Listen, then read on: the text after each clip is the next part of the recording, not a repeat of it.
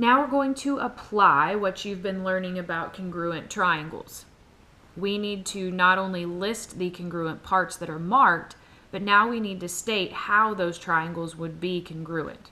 So instead of them telling us they are congruent and us picking out the parts, we're now trying to prove that they are congruent. And in order to do that, I gave you a reference sheet that has the different triangle congruence theorems listed on it, like ASA, which is angle side angle, or SAS, which is side angle side. But there is no angle side side, so don't try to write it on your paper. So let's look at the first example. It says, in example 1, answer the following questions. State the congruent parts, then state how they are congruent, and then we're going to state their congruency. So if we look at these two triangles, the first thing that I see that's marked is this right here. So we're going from empty to 1. This is empty up to 1. So we would say side AB is congruent to side DE.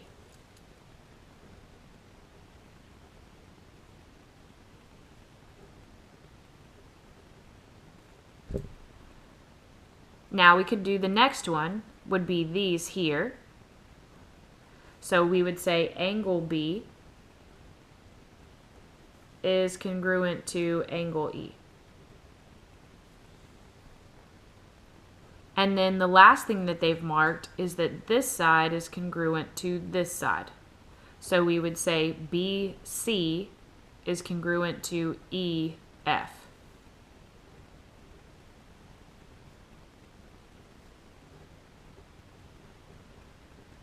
So now we kind of want to look at what we have. In order, we said this is a side, and then this was an angle, and then this was a side. So in order, these triangles are congruent on our reference sheet by side, angle, side.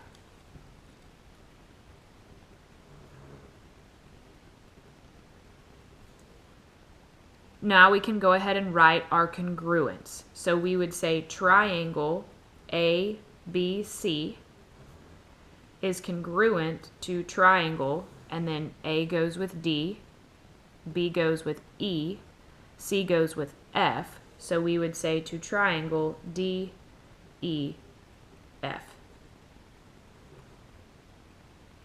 So now let's look at the next picture, picture 2. The instructions are still the same. We want to state the congruent parts first. So the one thing that I notice is up here at the top. Well, I've got angle P, but this is also angle P. So I can't actually use that to state the angle. Same thing here, we've got R and R. So I've got to be more specific. So when I go to write this one, and if need be, if it's easier for you, remember you can redraw. So if I want this other triangle to match up with this one, this would still be R, but now I flipped S over, and S is over here, and now P is at the top. So I can't say angle P is congruent to angle P. So I'm going to have to use my other method where I put P in the middle. So I would say angle, and then I would say QPR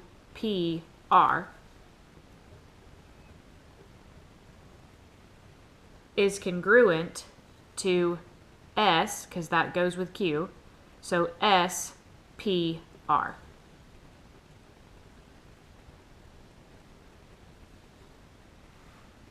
Now we could do the same thing with angle R. Now R has to go in the middle, so angle SRP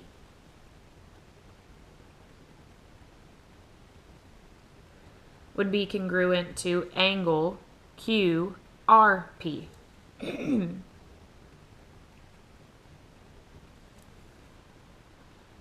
But I only have two things.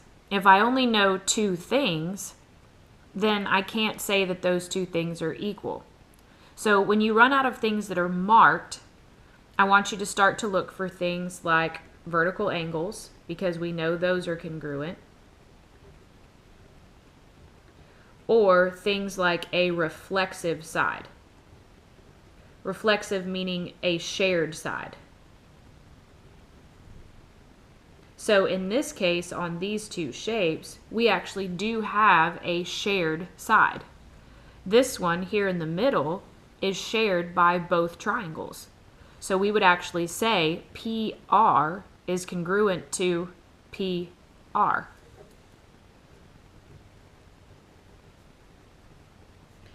And again, it looks kind of funny, but it's because it is reflexive. Okay, this is our reflexive side.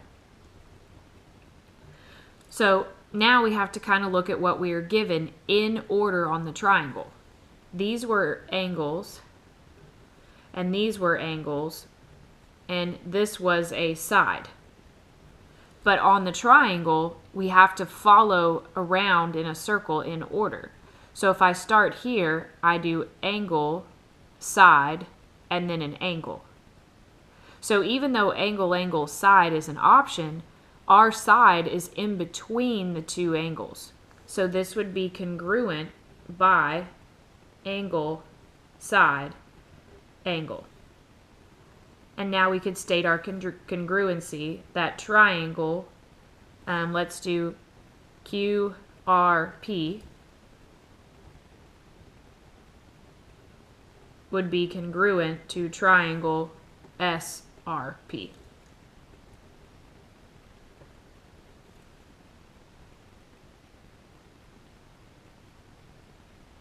So now on 3, I'm not actually going to write it out for you, but we are going to talk about the picture.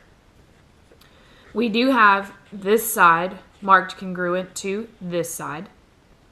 We have this side marked congruent to this side, but we're missing angles or sides. Well, I don't have any vertical angles, but I do have a reflexive side here in the middle. And again, if it's helpful for you, remember you can kind of redraw so that the two triangles line up. This down here would be E. Then if we go up the short side that's marked with 1, we actually get to H. And that leaves this side over here to be F.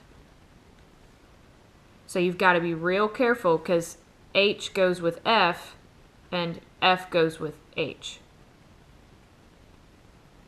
Good. So now let's see if you can list the 3 parts and what it's congruent by.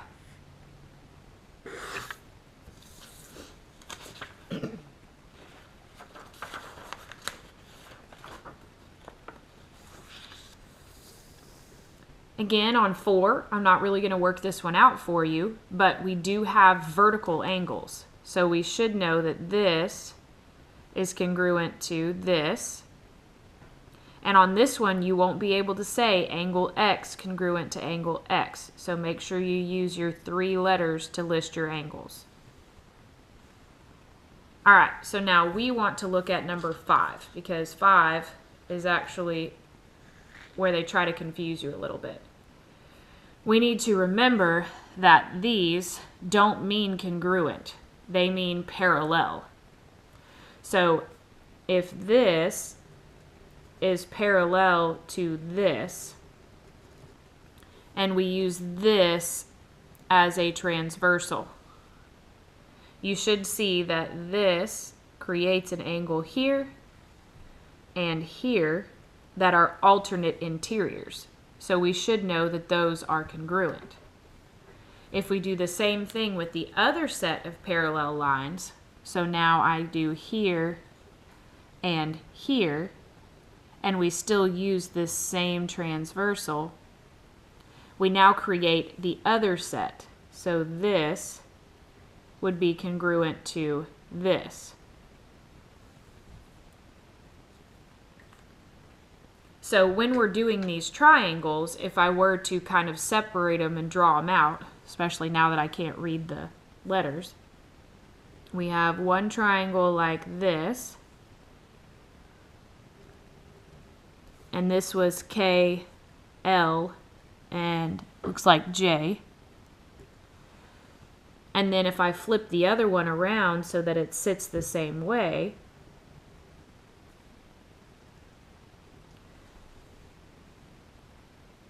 I would have L here, and then I would have M, I think that says M, and then I would have K down here. So we have this one marked as the little angle, and I have this one marked as the little angle on this one, because it's flipped over and upside down. And then the double marked on this triangle is J. Oh, I didn't mark these very good, did I? Okay, let me try this again because I can't read my letters. If I put my finger right here and I have to rotate this down, this would actually be J. Sorry. I was like, that's not working very well. So then this would be your double marked here, and this would be your double marked here. Now, the last thing that you need to recognize is that we now have this in here, so we do have a reflexive side. Man, I'm struggling today. Sorry, that is not the reflexive side. It's this one. Because this is this leg of that triangle right here. Sorry, I'm struggling with this, guys. So now if we list the congruent parts, we would say angle L is congruent to angle J. That would be these two. I could say angle J is congruent to angle L.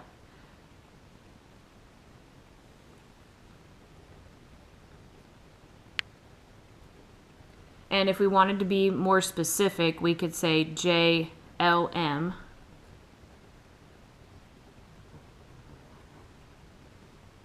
is congruent to LJK.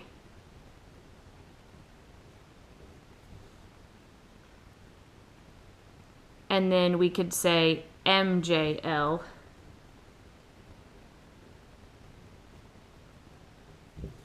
is congruent to KLJ.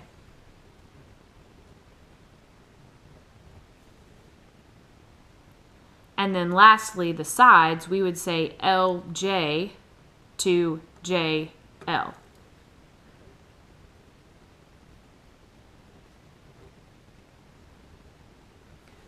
And again, this is why I wanted to do this problem with you, because it is a tad confusing, and I know I didn't make it any easier, sorry. So in the middle, we now have angle, and then a side, and then an angle.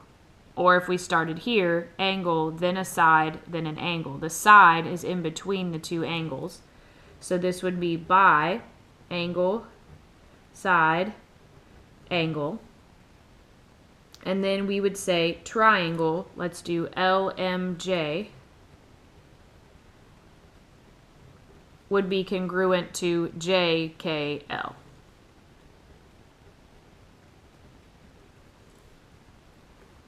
Good. All right. So example 6, this is just telling what it's congruent by, if it's congruent by anything. So here we have an angle marked, a side marked, and an angle marked. So we would say that this is by angle, side, angle. On this one, we would have to look and see if we find a vertical or reflexive side, which you should, and then tell me what it's congruent by. And then on this one, they didn't mark anything about the sides. I do know that I have this congruency here in the middle, but there's not an angle, angle, angle congruency. So since there's not an angle, angle, angle congruency, we could actually say that these are not congruent. Now, if we use the hinge theorem, if these angles are congruent, then these sides would be congruent, and we could do it that way. But what they gave us, we can't determine if it's congruent or not, unless we used other knowledge.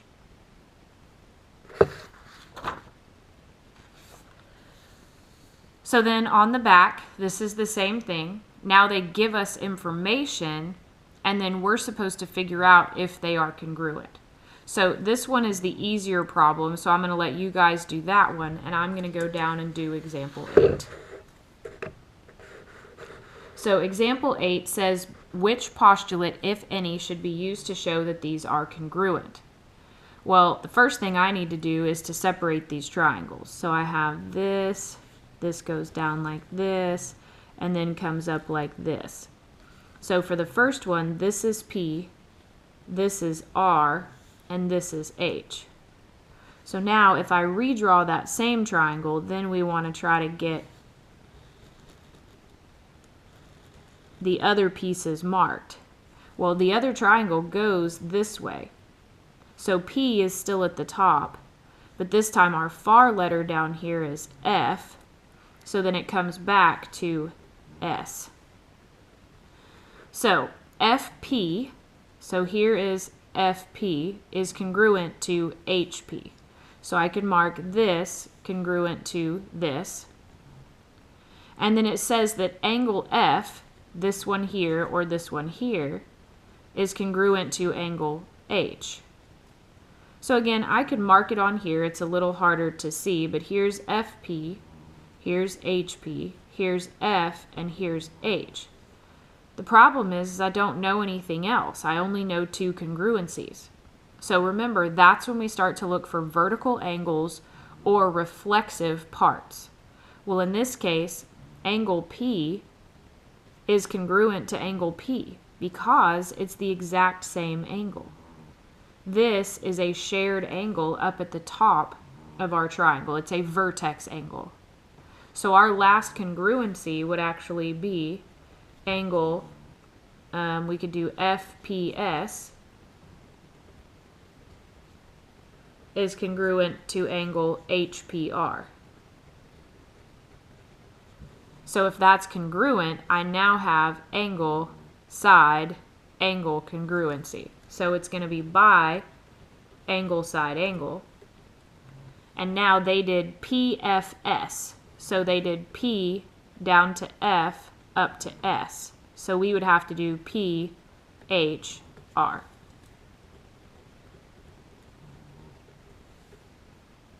So you guys try to finish up this packet.